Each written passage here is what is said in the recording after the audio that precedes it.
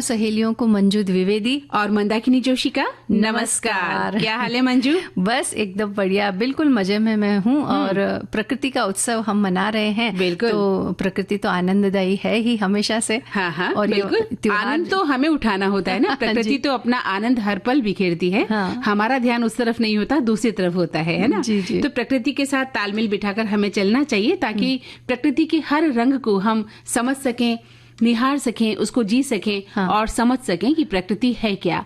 और देखिए, इन दिनों हम छठ पूजा का इतना पावन पर्व मना रहे हैं जो प्रकृति के बहुत करीब हमें ले जाता है। तो इस पर्व की जो छठा है वो बहुत निराली है। इस पर हम बात करेंगे आज के इस कार्यक्रम में। और इसके अलावा आज कुछ और बातें क्या होंगी, बताइए। बिल्कुल, विरासत स्थल के अंतर्गत मराठा सैन्य परिदृश्य में जो पन्हाला दुर्ग है, अच्छा। उस पन्हाला दुर्ग की हम बात करेंगे, उसकी विशेषताओं की बात करेंगे।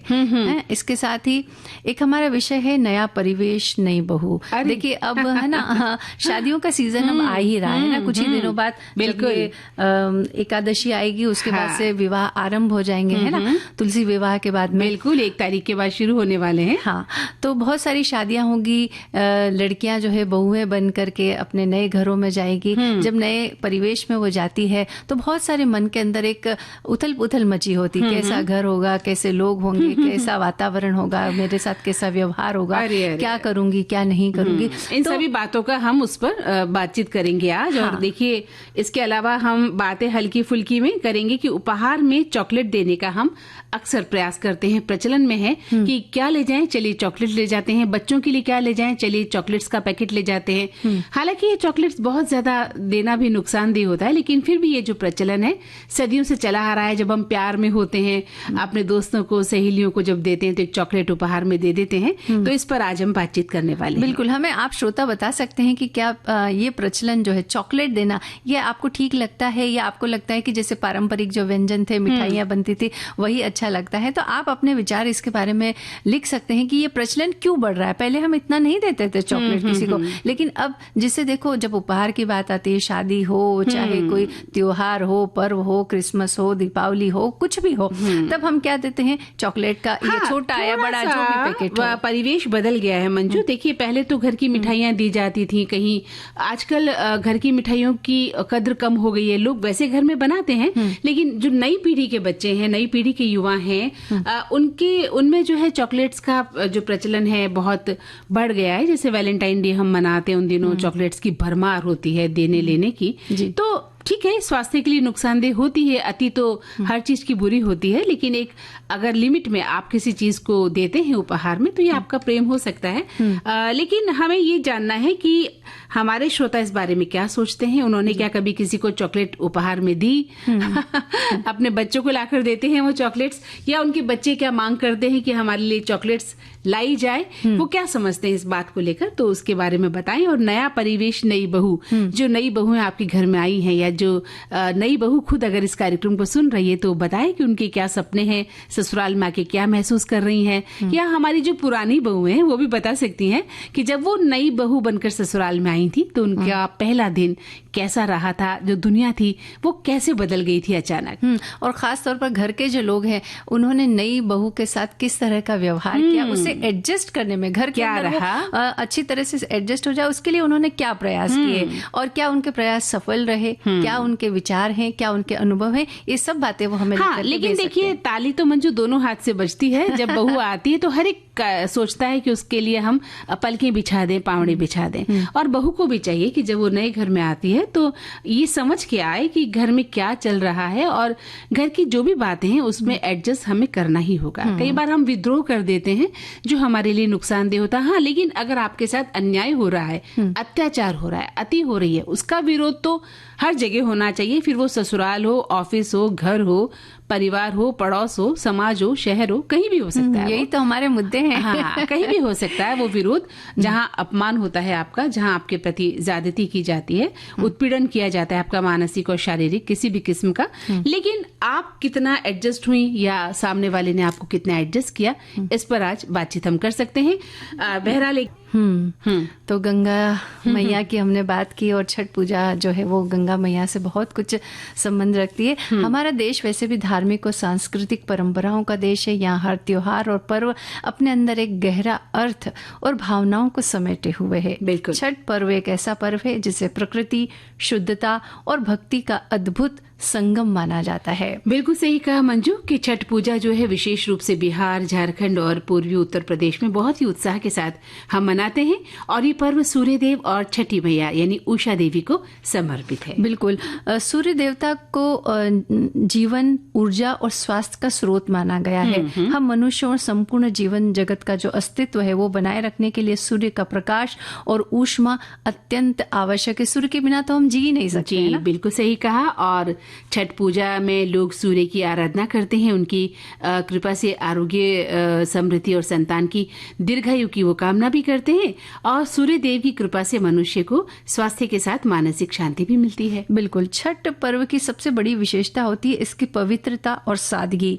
इसमें न कोई आडंबर है न कोई दिखावा, बस केवल शुद्ध मन, निर्मल भाव और प्रकृति के प्रति कृतज्ञता व्यक्त करते हुए इसे मनाया जाता है। बिल्कुल सही कहा। वैसे भी हर पर्व का जो मकसद है वो यही होना चाहिए कि सच्चाई और शुद्धता के साथ हम उस पर्व को मनाएं। तो छठ पूजा के 4 मुख्य दिन होते हैं मंजू। पहला दिन है नहाए खाए, दूसरा दिन खरना, तीसरा दिन अस्ताचल सूर्य को अर्घ्य देना और चौथा दिन सबसे बड़ी बात कि उदयाचल सूर्य को अर्घ्य देकर समाप्त जो है पूजा की जाती है। देखिए चढ़ते सूरज को तो सभी नमन करते हैं, कहते हैं ना कि उगते सूरज को नमस्कार करना, ये कहावत भी है। लेकिन डूबते सूरज को इस पर्व में अर्घ्य दिया जाता है, उनको प्रणाम किया जाता है और कितनी बड़ी बात है, कितना बड़ा संदेश देकर जाता है ये पर्व। और आज उगते हुए सूर्य की पूजा के साथ ही इस पर्व का समापन हुआ है और इस पर्व की यही विशेषता है कि ये पर्व निर्मलता, संयम और आत्म संयम का प्रतीक है। इसमें प्रकृति की उपासना होती है और ये पर्व सामूहिकता से भरा होता है। सब लोग मिलजुल कर इसे मनाते हैं। आप देखिए वो जो घाटों के जो सीन हमने देखे, कितने लोग एक साथ मिलकर इसे मनाते हैं। तो ये इसकी विशेषता है और ये आत्मशुद्धि का पर्व है। साथ ही इसमें मन की निर्मलता के साथ ईश्वर की आराधना की जाती है। बस कुछ नहीं चाहिए, बस मन निर्मल हो और मन जो है ईश्वर की भक्ति में रमा हो तो हो गई आपकी छठ पूजा। बिल्कुल बिल्कुल सही कह रहे हो आप। और इसी भावना को ध्यान में रखते हुए छठ पूजा का पर्व जो है हम मना रहे हैं। और हमारे बहुत सारे श्रोताओं ने कुछ बातें लिखी है। एक एक करके हम पढ़ के सुनाते। एक साथी लिख रहे हैं कि 4 दिनों तक मनाया जाने वाला छठ पर्व भगवान सूर्य और छठी मैया को समर्पित है। इस पूजा का चौथा और आखिरी दिन विशेष रूप से उषा अर्घ्य के रूप में जाना जाता है। छठ पूजा की शुरुआत नहाए खाए से होती है, जिसमें व्रतधारी स्वच्छता और शुद्धता का पालन करते हैं, स्नान करते हैं, सात्विक भोजन, चना दाल, लौकी की सब्जी, आंवला, मूली ग्रहण करते हैं। पहले दिन 2 बार खाना, दूसरे दिन व्रती जो है 1 टाइम का सात्विक भोजन, गुड़ चावल की खीर और रोटी खाते हैं। उसके बाद 24 घंटे का निर्जला अनुष्ठान होता है और आज सुबह उदयागामी सूरज को फल पकवान के डाला सहित अर्घ्य देकर संपन्न ये हो गया है। और अब एक छोटा सा ब्रेक ले लेते हैं, उसके बाद आगे और भी हम बात करेंगे। चलिए ब्रेक का समय पूरा हो चुका है और हमारे साथियों ने और भी बहुत सारी बातें लिखी। हाँ बिल्कुल। हमारे श्रोताओं ने जो है ये छठ मैया का जो पर्व है बहुत ही धूमधाम के साथ मनाया है। एक श्रोता लिखते हैं कि छठ महापर्व बेहद ही हर्ष उल्लास के साथ सात्विकता, स्वच्छता, शुचिता से मनाया जाता है। इसमें व्रत का कठोर नियम अनुष्ठान का पालन करना होता है। बहुत बार आर्थिक कमी या कुछ और समस्याएं भी आ जाती हैं, पर लोग खुशी से इस व्रत को हाथ में पान, फूल, फल लेकर जल में उतरकर भगवान दिवाकर को अर्घ्य देते हैं। कहते हैं कि आप जैसे इस हालत में छठी मैया को याद करें कि आपकी हर मनोकामना वो पूरी करती है। और एक साथी ये भी लिख रहे हैं कि इस व्रत में आपके घर में ना हो तो लोग दूसरे का घर में जाकर मदद करते हैं। यानी किसी के घर में अगर कोई समस्या है या वो सामान खरीदने में असमर्थ है तो लोग उनकी मदद भी करते हैं, क्योंकि ये बहुत हर्षोल्लास का पर्व है और सभी के लिए मंगल कामना होती है। छठी मैया का विदाई भी हो गया, थोड़ा सूनापन है, यानी कि आज जो अंतिम दिन है उसके बारे में लिखे हैं। और आज मैं अपने परिवार में आई हूँ और अभी थक कर सो गए हैं। सब थक गए हैं। 6 दिन का जो ये पर्व मना रहे हैं, 4 दिन का पर्व है ये। तो हाँ, ये मनाते हुए थक करके वो गए हैं। छठ पूजा, ये लिखते हैं एक श्रोता कि ये पूजा बिहार राज्य की प्रमुख पूजा मानी जाती है, जिसमें कार्तिक मास के षष्ठी व्रत के साथ ही भगवान भास्कर को सायंकाली नहीं अपितु सुबह भी महिलाओं द्वारा अस्ताचलगामी के साथ ही उदित हो रहे सूर्य को अर्घ्य देकर पूजा को पूरा कर दिया जाता है और ये कार्य 4 दिन का होता है। ये पर्व अब मात्र बिहार में ही नहीं बल्कि पूरे भारत और विश्व में भी प्राय मनाया जाता है। 4 दिवसीय पर्व है ये। बिल्कुल। एक साथी लिख रहे हैं कि छठी मैया की असीम कृपा से आप सभी का जीवन सदैव आलोकित रहे। भगवान सूर्यदेव को प्रातःकालीन अर्घ्य के साथ आज महापर्व छठ का शुभ समापन हुआ है। छठी मैया आपकी सभी मनोकामनाएं पूर्ण करे, आपके परिवार को उत्तम स्वास्थ्य प्रदान करे। इन 4 दिनों के महापर्व कैसे खत्म हो गया पता ही नहीं चला। देखिए, यही बात होती है कि हम सभी के लिए मंगल कामनाएं करते हैं, सभी के लिए शुभकामनाएं देते हैं। बस यही इन पर्वों की खासियत होती है। बिल्कुल। और एक श्रोता लिखते हैं कि छठ पूजा ये दिन 4 दिनों का जो महालोक आस्था का पर्व है, इस दिन की शुरुआत नहाय खाई के से होती है, जहां लौकी का सेवन किया जाता है। दूसरे दिन खान के प्रसाद में गुड़ की खीर, गुड़ की चावल और रोटी पकाई जाती है। तीसरे दिन यानी कल शाम को भगवान सूरज को अलग दिया जाता है, अर्घ्य दिया जाता है। डूबते हुए सूरज को चौथे दिन यानी आज के दिन हम उठाते हुए सूरज को प्रातःकाल अर्घ्य देते हैं।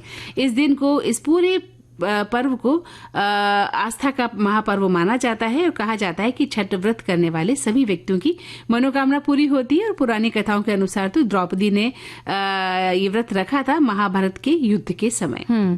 एक साथी लिख रहे कि उदयमान सूर्य को नमन करने वाले संपूर्ण लोक धरा में भारत ही एकमात्र देश है जहां अस्ताचलगामी भगवान भास्कर को भी पूर्ण कृतज्ञता पूर्वक अर्घ्य समर्पित करने की परंपरा है। दिन भर अपने तप्त तेज से पूरी पृथ्वी को दीप्त करने के पश्चात जब देव सदृश भास्कर निस्तेज होकर पश्चिम दिशा की ओर प्रवर्तित होते हैं, तब उन्हें प्रकृति तत्वों सहित प्रणाम करना हमारे संस्कारों में निहित कृतज्ञता के अनुपम दर्शन का साक्षात उदाहरण है।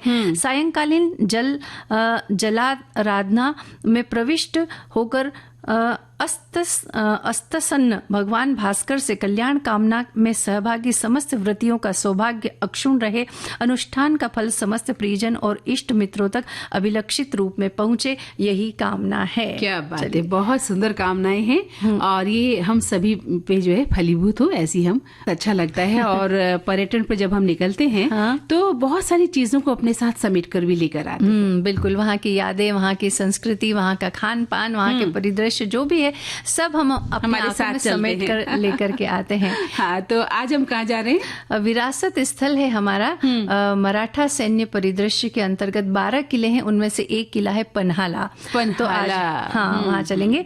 तो मराठा सैन्य परिदृश्य को यूनेस्को की विश्व धरोहर सूची में शामिल किया गया और इस सूची में 12 किले शामिल है, जिसमें से 11 जो है वो महाराष्ट्र में है और एक तमिलनाडु में है। और ये 17वीं से 19वीं सदी के दौरान विकसित हुई मराठा साम्राज्य की असाधारण सैन्य वास्तुकला और रणनीतियों को दर्शाती है। बिल्कुल। तो जो महाराष्ट्र में किले हैं उनके नाम है साल्हेर, शिवनेरी, नोहागढ़, खंडेरी, रामगढ़, राजगढ़, प्रतापगढ़, सुवर्ण दुर्ग, पन्हाला जिसका जिक्र हम कर रहे हैं, विजय दुर्ग और सिंधुदुर्ग। और तमिलनाडु में जो किला है वो है जिंजी किला। तो इनमें से आज हम बात करने वाले हैं पन्हाला दुर्ग की। इन किलों की रणनीतिक स्थिति विविध भौगोलिक क्षेत्रों में है, जिनमें तटीय, पहाड़ी और पठारी क्षेत्र शामिल है। ये किले मराठा शासकों की सैन्य शक्ति, क्षेत्रीय नियंत्रण और व्यापार संरक्षण रणनीतियों को दर्शाते हैं। यानी कितनी कुशलता से बनाया जाता है। बिल्कुल मंजू। और पन्हाला दुर्ग जो है महाराष्ट्र के कोल्हापुर जिले से दक्षिण पूर्व में 20 किलोमीटर की दूरी पर स्थित है और एक छोटा सा शहर है और हिल स्टेशन है। इसका इतिहास शिवाजी महाराज से जुड़ा हुआ भी है। पन्हाला दुर्ग को सांपों का किला कहा जाता है क्योंकि इसकी जो बनावट है वो टेढ़ी मेढ़ी है। यानी दूर से देखने में ऐसा लगता है जैसे कोई सांप चल रहा हो। ये सह्याद्री पर्वत श्रृंखला से जुड़े ऊंचे भूभाग पर स्थित है और इस किले का आकार कुछ त्रिकोण सा है और चारों ओर इसके परकोटे भी हैं। बिल्कुल। और इस किले की परिधि जो है वो 14 किलोमीटर है और इस पर 110 जो है निगरानी चौकियां हैं। किले के नीचे से कई सुरंगें निकलती हैं, जिनमें से एक तो लगभग 1 किलोमीटर लंबी भी है और कुछ पुराने बुर्जों पर जो है कमल आकृति बनी हुई है। किले में कई स्मारक भी बने हुए हैं। पन्हाला किले के क्षेत्र को 7 किलोमीटर से ज्यादा लंबी किलेबंदी से सुरक्षित किया गया है। दीवारें लंबे खंडों में खड़ी ढलानों से सुरक्षित है, जिन्हें छेदों वाली एक दीवार से मजबूत किया गया है। शेष खंडों में 5 से 9 मीटर ऊंची बिना दीवार वाली प्राचीरें हैं, जिन्हें गोल बुर्जों से मजबूत किया गया है, जिनमें सबसे उल्लेखनीय है राजदिंडी। और किले में एक जो है अंधार बारड़ी है, जो 3 मंजिला की एक संरचना है, जिसमें घुमावदार सीढ़ियां हैं जो उस कुएं को छुपाती हैं, जो पन्हाला किले का मुख्य जल स्रोत था। और इस संरचना को किले के भीतर एक किले की तरह डिजाइन किया गया है, ताकि आपातकाल के समय इसमें आश्रय लिया जा सकता था। किले के केंद्र में अंबर खाना नाम का एक अन्न भंडार क्षेत्र है, जो बीजापुरी वास्तुकला शैली में बना है। इसमें गंगा, जमुना और सरस्वती कोठी नामक 3 इमारतें हैं, जिनकी भंडारण क्षमता काफी अच्छी है। इनमें चावल, नाचनी और वरई जैसे धान संग्रहित किए जाते थे। ये 16 खंडों में विभाजित है और अन्न को निकालने की भी इसमें बहुत ही उचित व्यवस्था की गई है। बिल्कुल। और अंबर खाना के बगल की अगर हम बात करें तो एक धर्म कोठी बनाई गई है यहाँ पर। यहाँ से जरूरतमंदों को अनाज वितरित किया जाता था, और साथ ही एक सज्जा कोठी भी है, जहां से नीचे घाटी का जो दृश्यावलोकन हम कर सकते थे। हाँ, ये जो धर्म कोठी है, देखिए अगर कोई ऐसा व्यक्ति है जो धन का जिसके पास अभाव है या धान का अभाव है, नहीं खरीद सकते हैं, तो उनके लिए भी ऐसी व्यवस्था की गई थी कि वो वहां आए और धान लेकर के जाए अपनी जरूरत के मुताबिक और अपने घर गृहस्थी को आगे बढ़ाए। और 3 दरवाजा, 4 दरवाजा और वाघ दरवाजा, ये किले के दोहरे प्रवेश द्वार हैं। 3 दरवाजा के बीच में एक प्रांगण है, जिसमें मेहराबें हैं। प्रांगण के भीतरी द्वार अत्यधिक सजाया गया है और इसमें बारीक नक्काशीदार आकृतियां भी हैं। बिल्कुल, बहुत सुंदर तरीके से जो है आकृतियां गढ़ी गई हैं। और राजदिंडी जो गढ़ है, आपात स्थिति में इसका इस्तेमाल किया जाता है। निकास रूपों में इसको एक माना जाता है, जो आज भी सुरक्षित है। और इस किले में महाकाली मंदिर, सोमेश्वर मंदिर और अंबाबाई के समर्पित जो है मंदिर भी हैं। बिल्कुल। और इसी संदर्भ में हमारे कुछ श्रोताओं ने भी कुछ बातें लिखी हैं। एक साथी लिखते हैं कि पन्हाला किला महाराष्ट्र के समृद्ध इतिहास, वीरता और स्थापत्य कला की प्रतिभा का प्रमाण है। पन्हाला किला सिर्फ ऐतिहासिक स्थल नहीं है, ये महाराष्ट्र के अतीत की एक अविस्मरणीय यात्रा है। इसी साल हम सतारा गए और तब कोल्हापुर में हम पन्हाला किला देखने गए थे। किले की हालत हमने देखी और किले का रखरखाव भी हमने देखा, और थोड़ा वहां पर खंडहर है, लेकिन फिर भी वो देखने में बड़ा आनंद जो है वो आता है। क्योंकि जब हम इतिहास से परिचित होते हैं ना मंदाकिनी जी, बड़ा मजा आता है। मतलब ऐसा लगता है कि देखिए हमारे जो पूर्वज थे, किस तरह से उन्होंने युद्ध लड़े थे, किस तरह की स्थापत्य कला में वे विश्वास रखते थे, और उसकी सुरक्षा के किस तरह के इंतजाम किए गए जाते, ये सब देखने में बड़ा मजा आता है। और देखा जाए तो अगर हम जिस जगह जाते हैं उसका अगर हम पहले थोड़ा इतिहास पढ़ लें, जैसा अभी आपने कहा, तो मजा जो है ये दोगुना हो जाता है। क्योंकि हमें लगता है कि जो हमने पढ़ा था वो हम ढूंढने लगते हैं कि वो चीजें कहाँ हमें दिखाई दे रही हैं, वो चीजें कहाँ हैं यहाँ पर। और जब वो कहीं हम मिस करते हैं या हमें नहीं दिखाई देती है कि पुराने किले हो गए, खंडर हो गया है, तो हम उन यादों को ताजा करते हैं कि अच्छा हमने किताब में ये पढ़ा था, वो जरूर यहाँ होगा, वो आकृति जरूर यहाँ होगी। तो इस तरह से हमें जो है बहुत ही अच्छा लगता है इन जगहों पर जाना और देखना। एक श्रोता लिखते हैं कि ये स्थल भारतीय विरासत स्थल के रूप में इसे घोषित कर दिया गया है यूनेस्को द्वारा, और ये स्थल बहुत ही सुंदर भी है। और एक साथी ये भी लिख रहे हैं, महाराष्ट्र के कोल्हापुर के पास स्थित पन्हाला किला छत्रपति शिवाजी महाराज से जुड़ा एक ऐतिहासिक पहाड़ी किला है। अपनी ऊंचाई और प्राकृतिक सुरक्षा के कारण ये एक रणनीतिक गढ़ था। और 1659 यानी 1659 में जो उसके बारे में भी उन्होंने उस इतिहास, जो आदिलशाही वंश था उस जमाने में, वो उसका जिक्र भी कर रहे हैं। बिल्कुल। हाँ। और ये किला पवनखिंड के युद्ध के लिए प्रसिद्ध है, और इसके बारे में और भी इसकी स्थापत्य कला के बारे में भी उन्होंने कुछ जानकारी हमें दी है। और एक श्रोता लिखते हैं कि पन्हाला एक ऐतिहासिक किला है जो महाराष्ट्र के कोल्हापुर जिले में सह्याद्री पर्वत श्रृंखला में स्थित है, और इसका निर्माण जो है 1178-1209 ईस्वी के बीच शिल्हण नामक शासक जो थे भोज द्वितीय ने करवाया था। और ये दक्कन क्षेत्र के सबसे बड़े और सबसे महत्वपूर्ण किलों में से एक है, जो शिवाजी महाराज के इतिहास से भी जुड़ा हुआ है। तो अब एक कार्यक्रम में थोड़ा सा विराम लेते हैं। ब्रेक के बाद हो चुका है मंदाकिनी जी, हमने पन्हाला दुर्ग की बात की, और अब एक गाना बिल्कुल सुनते हैं। अच्छा सा गीत हमने बहुत ही प्यारा गीत था ये। गीत सुन लिया। अब हम बात करते हैं नया परिवेश नई बहू। देखिए शादियों का सीजन अब लगभग आ ही गया है, तो बहुत सारे बच्चों की शादियां होगी, नई बेटियां जो है वो बहुएं बन करके अपने घर में जाएंगी। और जब लड़कियों की शादियां होती बहुत एक मन के अंदर उथल पुथल चलती रहती है कि जिस घर में मैं जाऊंगी कैसे रहूंगी, कैसे लोग होंगे, कैसा खान पान होगा, कैसा व्यवहार मेरे साथ होगा, क्या मेरी आज़ादी तो नहीं छीन ली जाएगी, या वहाँ मैं कैसे काम करूंगी, मेरी कोई मदद तो करेगा या नहीं करेगा, साथ देंगे कि नहीं देंगे, ऐसी तमाम सारी बातें होती है। तो हम आपसे ये कहना चाहेंगे कि एक लड़की जो अपना पूरा घर, परिवार, शहर, अपने माता पिता, अपने भाई बहन, अपने दोस्त सबको छोड़ करके, बल्कि कई लड़कियां तो अपनी अच्छी खासी नौकरी को छोड़ करके भी वो शादी करके दूसरे शहर में जाती है। तो यानी वो बहुत कुछ छोड़ करके जाती है। तो घर वालों की भी ये जिम्मेदारी वहाँ बन जाती है कि उसको नए परिवेश में एडजस्ट करने के लिए थोड़ी सी उसकी मदद करे। बिल्कुल सही कहा मंजू। देखिए जब शादी होती है तो दोनों तरफ उथल पुथल होती है। ऐसी बात नहीं है कि लड़की के मन में ही होती है, लड़के के मन में भी उथल पुथल होती है। और लड़के वालों के यहाँ पर भी आजकल तो ज्यादा चिंता होने लगी है पिछली कुछ घटनाओं को देखते हुए कि बहू कैसी आएगी, घर में एडजस्ट करेगी कि नहीं, घर के माहौल को खराब तो नहीं कर देगी, घर में सब लोगों को मिलाकर रखेगी कि नहीं, हम लोगों के बीच में कहीं मतभेद तो पैदा नहीं कर देगी, घर छोड़कर कहीं अलग घर बसाने की तो बात नहीं कर लेगी। तो इस तरह की बहुत सारी बातें दोनों तरफ होती हैं। ऐसा नहीं कि लड़की के मन में ही होती है, लड़का भी उतना ही चिंतित होता है कि जो नई आने वाली लड़की है वो उसके साथ गृहस्थी किस तरह से बिताना चाहती है, क्योंकि लड़का भी यही चाहता है कि अच्छी लड़की आए और कदम ताल मिलाकर अपनी गृहस्थी की शुरुआत करे। तो ठीक है, नई बहू जब आती है तो बिल्कुल लड़के वालों को चाहिए कि हम उन्हें स्नेह और उत्साह के साथ उसका स्वागत करें। मन में कोई दुराग्रह या पूर्वाग्रह नहीं होना चाहिए, है ना। जैसे कुछ घटनाएं हम सुन लेते हैं तो वो पालते हुए हम किसी का स्वागत करें या कहीं व्यंग बाण करें। घर की ननंदे अक्सर व्यंग बाण कर देती है भाभीियों पर। तो इस तरह की कोई बात नहीं होनी चाहिए, ताकि जो नई बहू आई है बिल्कुल वो एक कोरी स्लेट है उस वक्त ना, उसके मन में कुछ भी नहीं है, नए ख्वाब हैं, नए उत्साह हैं। उसका स्वागत करते हुए उनको घर में आप आगमन दें, उनका भरपूर स्वागत करें, प्यार दें, मोहब्बत दें। और एक और सबसे बड़ी बात, उसकी संपूर्ण आजादी को आप छीन ना ले। अब वो अपने घर में अब क्या है ना, आजादी तो मंजू ऐसी बात है कि इसकी कोई परिभाषा नहीं है कि हम किसको आजादी कह रहे हैं, है ना।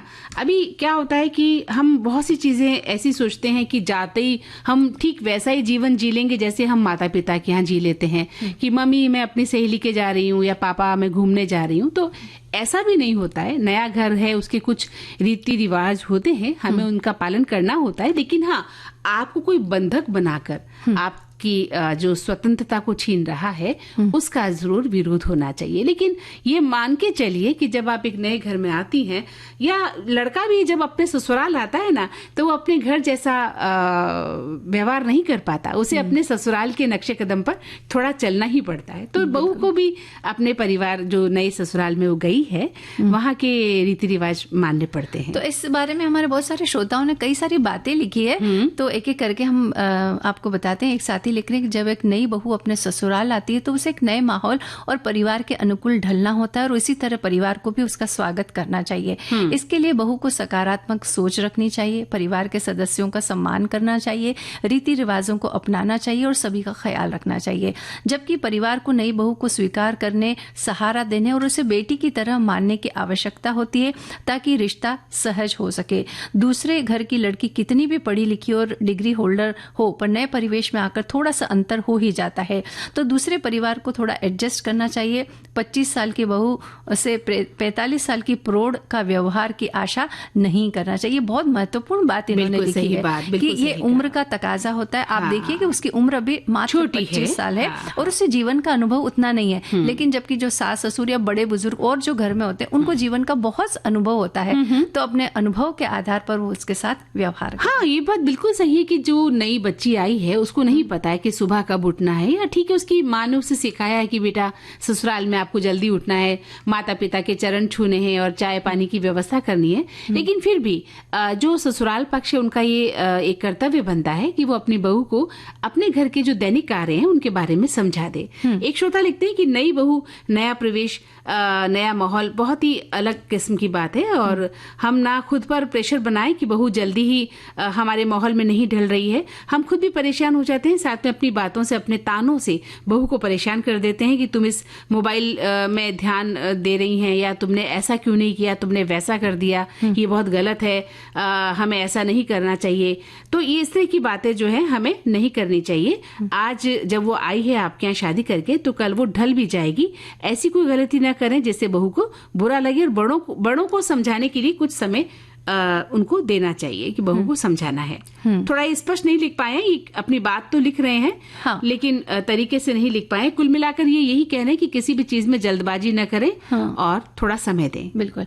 एक साथ ही ये भी लिख रहे हैं कि नई बहू का आगमन किसी भी परिवार के लिए एक नया आरंभ होता है। ये केवल 2 व्यक्तियों का नहीं बल्कि 2 परिवारों और 2 संस्कृतियों का भी मिलन है। नया परिवेश नई बहू का अर्थ है एक ऐसी यात्रा जिसमें समझ, अपनापन और समायोजन की भावना सबसे ज्यादा मायने रखती है। और एक एक करके इन्होंने टॉपिक वगैरह भी लिखे हैं कि नई बहू के लिए नया परिवेश, जब कोई लड़की विवाह के बाद नए घर में आती है तो उसके लिए सब कुछ बदल जाता है, और परिवार की भूमिका के बारे में और ऐसे बहुत सारे पॉइंट्स इन्होंने लिखा। बहू की भूमिका के बारे में, बदलते समय की नई सोच, इन सब बारे में इन्होंने काफी विस्तार से बात लिखी है। जी, एक श्रोता लिखते हैं कि नया परिवेश नई बहू का एक मैं किस्सा मजेदार बताना चाहता हूँ आप दोनों को, कि मेरे पेरेंट्स की नई बहू यानी सखी सहेली प्रोग्राम की सखी मेरी धर्म पत्नी हमारी शादी के अगले दिन से नोटिस किया कि सखा यानी मैं सुबह उठते ही पूजा रूम में हाथ जोड़ता हूँ और सीधे रेडियो में विविध भारती शुरू कर देता हूँ। ड्यूटी से वापस आकर विविध भारती शुरू कर देता हूँ। धर्म पत्नी के पीहर में रेडियो का इतना चलन नहीं था और मैं रेडियो विविध भारती का दीवाना हूँ। कुछ दिनों बाद मेरी माताजी ने मेरी धर्म पत्नी से कहा कि लाडी अचंभित मत हो, रेडियो विविध भारती मेरे बेटे की पहली पत्नी है। और ये सुनकर हम हंस पड़े। जाहिर सी बात है उनकी पत्नी को बुरा लगेगा। चलिए, ये बड़ी मजेदार बात है। एक साथी ये भी लिख रहे हैं कि नया परिवेश नई बहू हमारी जगह बदलता है तो हमें अच्छे से नींद नहीं आती है। नई बहू तो अपना घर, अपने माँ बाप, अपने भाई बंधुओं को छोड़कर आती है। नए लोगों को अपनाने के लिए बीज लगते ही पौधा उगता नहीं है, उसमें खाद पानी समय समय पर डालना पड़ता है। इसी तरह से नई बहू जब आती है तो उसमें प्रेम और सम्मान रूपी खाद पानी डालना पड़ता है, जिससे वो पौध पेड़ बनकर हमारे घरों को प्यार की छांव से और फल फूल से भर देती। यानी यही कि थोड़ा सा धैर्य रखिए, हाँ, आते ही उससे ये उम्मीद मत करिए कि सब ढल जाए, सही हो जाए और हम सब बैठ जाते हैं काम धाम छोड़कर। अब बहू आ गई है, उसी का कर्तव्य है कि वो हम सबको संभालेगी। ऐसा नहीं होना चाहिए। धीरे धीरे रफ्ता रफ्ता एक समय बीतने दीजिए और बहू अपना आप आपके माहौल में ढल जाएगी। भाई मंजू, ये गीत तो बहुत ही सुंदर सुनवाया आपने, और है ना, बहुत ही प्यारा गीत है ये। हाँ, मीठा गीत, अब मीठी मीठी बातें भी हो जाए। हाँ। मीठेपन की बात। अरे अरे अरे, यानी आप मुझे चॉकलेट दे रही हैं। बिल्कुल, चॉकलेट तो मैं दूंगी कार्यक्रम की समाप्ति के बाद। ऐसा क्या बात? आपको धन्यवाद के रूप में दूंगी। अच्छा। हाँ, देखिए, जब भी कोई विशेष दिन हो, जैसे कि किसी की वर्षगांठ हो, जन्मदिन हो या कोई त्योहार हो, तो ऐसे विशेष अवसरों पर लोग एक दूसरे को उपहार देकर अपने स्नेह और शुभकामनाओं को व्यक्त करते हैं। पहले की बात अगर हम करें तो जहाँ उपहारों में हम कपड़े देते थे, मिठाइयाँ देते थे या फिर सजावटी वस्तुएं भी दी जाती थी, लेकिन अब चॉकलेट ने अपना एक बहुत ही विशेष स्थान बना लिया है। बिल्कुल सही कहा। और चॉकलेट जो है आजकल जो है प्यार, खुशी और अपनेपन का प्रतीक भी बन गई है। जब कोई व्यक्ति किसी को चॉकलेट देता है तो उसके साथ भावनाओं की मिठास भी बांट देता है, और ये हर उम्र के लोगों को पसंद आती है और किसी भी अवसर पर दी जा सकती है, इसलिए इसका प्रचलन जो है बहुत बढ़ रहा है। हाँ, पहले उपहार में मिठाई का प्रचलन प्रमुखता से था, लेकिन अब चाहे दीपावली हो, रक्षाबंधन, क्रिसमस, न्यू ईयर जैसे अवसरों पर लोग चॉकलेट बॉक्स देना ज्यादा पसंद करते हैं। इस बदलाव के पीछे कई कारण हैं, जैसे कि चॉकलेट का जो आकर्षक रूप होता है वो है, विभिन्न स्वाद और डिजाइन में ये उपलब्ध है इसलिए भी देते हैं, और इसकी लंबी शेल्फ लाइफ होना और सुंदर पैकेजिंग होना ये भी एक कारण है। यानी चॉकलेट अगर किसी ने दी है या हम किसी को दे रहे हैं तो उसे बहुत दिनों तक रखा जा सकता है। मिठाई की अपनी एक सीमा होती है, एक सप्ताह पीरियड है, 8 दिन 10 दिन के बाद अंदर अंदर हमें उसे समाप्त करना पड़ता है। लेकिन चॉकलेट आप रख सकते हैं, और ये बात भी सही कि इतनी सुंदर तरीके से इन्हें सजाया जाता है, पैकेज इनका बांधा जाता है कि लेने वालों को जो है लोभ आ ही जाता है ना। जब और इसे संभालने की ज्यादा दिक्कत, जैसे कोई मिठाई समझ लो रसगुल्ला है या गुलाब जामुन है, तो उसके अंदर जो रस जो है उनकी जो है वो उनको संभालना बड़ा मुश्किल काम है। जबकि चॉकलेट के बारे में ऐसा कुछ नहीं है। तो शायद यही वजह है कि चॉकलेट के लेने देने का प्रचलन बहुत बढ़ गया है और आजकल खाने का शौक भी चॉकलेट का जो है ज्यादा हो गया है। ऐसी बात नहीं, पहले बहुत कम हुआ करती थी तो लोग मिठाई पर ज्यादा ध्यान देते थे, अब तो बात बात पर चॉकलेट मिल ही जाती है। अब देखिए बच्चे इस बात की डिमांड नहीं करते कि मुझे आज गुलाब जामुन खाना है या मुझे बेसन की चक्की खाना है, ये नहीं कहते। वो कहते हैं मुझे चॉकलेट खानी है। मतलब उनकी डिमांड भी यही रहती है कि मुझे चॉकलेट, मिठाई का मतलब वो यही समझते हैं कि चॉकलेट है। आप जब उन्हें किसी दुकान लेके जाएं, छोटे बच्चों को बेटा क्या लेने वाले हो, तो उसका ध्यान जो है चॉकलेट की तरफ ही जाता है। हाँ, तो हमें ये समझना होगा कि चॉकलेट अपनी जगह ठीक है, लेकिन हमारे जो पारंपरिक व्यंजन है वो व्यंजन भी हमें घर में बनाने चाहिए, बच्चों को खिलाने चाहिए, या फिर लेने देने में उनका उपयोग भी हमें करना चाहिए। ठीक है, समय के साथ जो है उपहार देने की परंपराएं बदली हैं, लेकिन हम ये भी चाहते हैं कि अपनी जड़ों से जो है हम जुड़े रहें। बहुत सारी पारंपरिक मिठाइयां जो है अब लुप्त हो गई हैं, जिनका नाम भी, जैसे सोहन पपड़ी, हर घर में त्योहार के दिनों में मिलती थी, सोहन पपड़ी बनती थी या लाई जाती थी, आजकल लुप्त प्राय सी है। बिल्कुल, जैसे अभी छठ पूजा की हम बात करें तो उसमें ठेकुआ बनाया जाता है ना। तो वो भी एक व्यंजन है। तो और हमने ये देखा है कि जो हमारे पारंपरिक व्यंजन है वो हमारे स्वास्थ्य के दृष्टिकोण से भी बनाए गए थे। वो तो है ही। वातावरण और स्वास्थ्य के दृष्टिकोण दोनों को, बातों को ध्यान में रख करके उन व्यंजनों को बनाया गया था, ताकि उस सीजन में अगर आप वो चीज खाएंगे तो वो आपके लिए फायदेमंद होगी। बिल्कुल सही। तो हमें उन का भी ध्यान रखना चाहिए और वो भी हमें खाने चाहिए। बच्चों को बताइए कि ये व्यंजन है, हमारे पारंपरिक व्यंजन है, चॉकलेट के अलावा आप इन्हें भी खाइए, ये हमारे स्वास्थ्य के लिए भी। चॉकलेट तो देखा जाए तो अगर रोज अगर खाने के हम आदी हैं तो वो हमारे स्वास्थ्य के लिए नुकसानदेह है, इसमें कोई दो राय नहीं है। हमारे साथियों ने भी बहुत सारी बातें लिखी, हम लेते हैं। बिल्कुल, क्या कह रहे हैं हमारे साथ? लिख रहे हैं कि बातें हल्की फुल्की, इस बात में गिफ्ट में चॉकलेट देने का जो चलन है, ये चलन बहुत अच्छा है। खास करके आप उपहार अगर किसी छोटे बच्चे को दे रहे हो तो आप डेफिनेटली चॉकलेट दे सकते हैं, लेकिन अगर आप किसी बड़े को दे रहे हैं तो ये थोड़ा ठीक नहीं लगता है। आजकल हम बड़ों को भी चॉकलेट दे देते हैं। मानती हूँ कि चॉकलेट हर कोई जो है पसंद करता है, ना नहीं कहती हूँ इस बात से, लेकिन बड़ों को चॉकलेट देने से पहले हमें थोड़ा सा सोचना चाहिए कि चॉकलेट देना कैसा रहेगा। हालांकि हम बिल्कुल दे सकते हैं चॉकलेट, एक तरीके से, बहुत कई तरीके की आती है आजकल, लेकिन थोड़ा सा सोच कर देना चाहिए। बिल्कुल सही कहा आपने कि बड़ों को आप क्या गिफ्ट देना चाहते हैं तो चॉकलेट देने से बचें। बच्चों को दे, लेकिन बच्चों को भी ज्यादा तादाद में नहीं देना चाहिए। बच्चों ने अपने दांत खराब कर लिए चॉकलेट खा कर। यही बात मैं कहना चाहती थी। बहुत सारे बच्चे जिनके आगे जब अभी छोटे छोटे से दांत आए हैं और चॉकलेट खाने के बाद ना तो वो ब्रश करते हैं ना वो कुल्ला करते हैं, कीड़े लग गए हैं, इसकी वजह से कीड़े लग के दांत खराब हो गए हैं, दांत खोखले हो गए हैं छोटे छोटे बच्चों के ना। तो अगर वो खाते भी हैं तो आप उनके दांतों की सफाई बहुत अच्छी तरह से करें। लेकिन फिर भी माता पिता को चाहिए कि एक हिसाब से ही वो चॉकलेट का सेवन करने दें। लाड़ प्यार अपनी जगह है, लेकिन दांतों का ख्याल रखिए ताकि बड़े होकर बच्चों को फिर दुख ना मिले।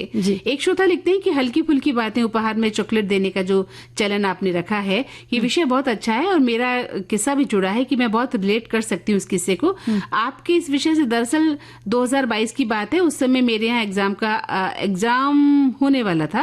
एक दिन मेरे घर कोई लोग आए, उन्होंने मुझे एक सवाल पूछा और कहा कि मेरे सवाल का जवाब अगर तुम एक दिन में दे पाओ तो मैं तुम्हें गिफ्ट में चॉकलेट दूंगा। तो मैं और मेरे परिवार ने उस बात पर ध्यान नहीं दिया। हमने सोचा कि कह दिया तो ना हमने सवाल का जवाब ढूंढने की कोशिश की और ना कुछ कहने की कोशिश की।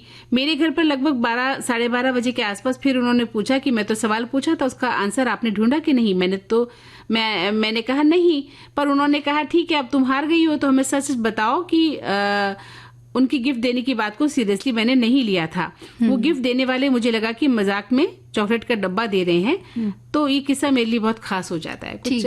मतलब इन्हें चॉकलेट का डिब्बा मिलने वाला था, पर इन्होंने उस जो क्वेश्चन पूछने वाली बात थी उसको सीरियसली नहीं लिया। हम अपने साथियों से एक बात कहना चाहते हैं कि आप अपने जो भी दिल की जो बात है वो लिखे, लेकिन थोड़ा स्पष्टता से लिखे तो हमें पढ़ने में आसानी होगी। उद्देश्य क्या है आपका, आप क्या बात, क्या उदाहरण पेश कर रहे हैं और क्या कहना चाहते हैं इस बात। कई बार इनके वाक्य जो है वो थोड़े से हमें पढ़ते समय दिक्कत आती है, तो आप थोड़ा सा स्पष्ट लिखेंगे तो अच्छा होगा।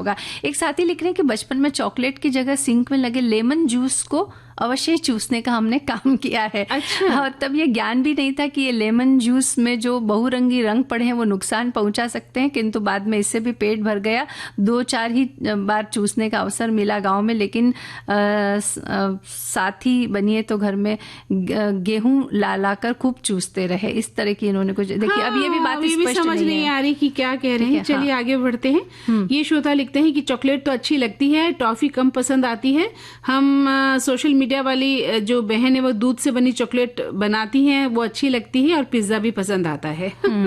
उपहार में चॉकलेट देना लेना हमें पसंद है। चॉकलेट केवल न केवल स्वादिष्ट होती है बल्कि स्वास्थ्य लाभ भी देती है, ऐसा इन्होंने लिखा। डार्क चॉकलेट तनाव डिप्रेशन कम करता है, हृदय रोग से बचाता है, एंटीऑक्सीडेंट गुण से भरपूर होता है, इससे त्वचा जवान होती है, लेकिन वो भी हमें थोड़ी मात्रा में ही खानी चाहिए। त्वचा को जवान करने के चक्कर में ज्यादा नहीं खा ले आप, है ना। और जैसे ये कह रहे हैं श्रोता कि चॉकलेट खाने से शरीर में सेरोटोनिन और डोपामिन बढ़ जाते हैं, जिससे खुशी और सुकून महसूस होता है। यही कारण है कि इसे उपहार के तौर पर देने से सामने वाले के मूड और रिश्ते दोनों में सकारात्मक असर पड़ता है। ऐसा कहा जाता है कि जब आपका मूड बहुत खराब हो तो आप एक डार्क चॉकलेट खा लीजिए, तो उससे आपका मूड जो है एकदम से सही हो जाएगा। एक साथी ये लिख रहे हैं कि चॉकलेट को उपहार रूप में देने का कारण है कि ये प्रेम, आकर्षण और स्नेह का प्रतीक माना जाता है। चॉकलेट को सौंदर्य और प्रेम से जोड़ा जाता है। वैलेंटाइन डे, एनिवर्सरी आदि अवसरों पर इसे प्रयोग करने का प्रचलन इसी वजह से बड़ा है। ये जो मैसेज आया सबसे अच्छा मैसेज आया चॉकलेट पर जो लिखा गया है। बाकी तो हमें बड़ा दिक्कत हो गई पढ़ने में कि श्रोता का नमस्कार।